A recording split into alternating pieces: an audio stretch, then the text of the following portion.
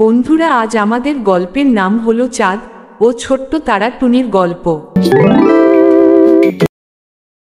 প্রতিদিন সন্ধ্যায় আকাশে জ্বলে ওঠে হাজারো তারা, কিন্তু আজ ছোট্ট একটি তারা একটু মন খারাপ করে বসে আছে। ওর নাম টুনি। সে ছোট, কিন্তু প্রতিদিন আকাশে উঠে আলোকিত করে রাতকে। তবুও আজ সে ভাবছে। তারা বলে, আমি রোজ আসি, রোজ আলো দিই, তাও কেউ বলে না ওই দেখো তারা। সবাই শুধু বলে ওই দেখো চাঁদ উঠেছে। আমি কি খুব সাধারণ?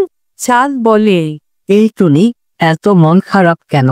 তারা বলে, তুমি এত বড়, সুন্দর, সবাই তোমায় ভালোবাসে। আমি তো ছোট, আমায় কেউ দেখে না। চাঁদ বলে, তুমি কি জানো আমি আলো কোথা থেকে পাই? তারা জানতে আগ্রহী হয়ে বলল, তুমি নিজেই জলে উঠো না? না তারা, আমি সূর্যের আলো ধার করে আলো দিই। আমার নিজের আলো নেই।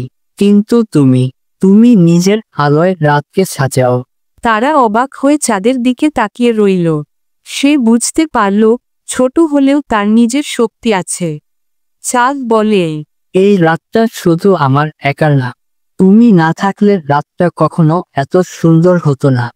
তারা হেসে বলল, তবে কি আমি সত্যি সত্যি আলাদা? চাঁদ বলে, তুমি একেবারেই স্পেশাল।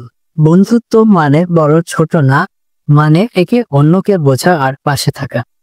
একটা ছোট্ট বাচ্চা তার মাকে বলছে, মা, আকাশের ওই যে চাঁদ দেখা যায়, আর ওর পাশে ছোট্ট তারা, তারা কি বলতো?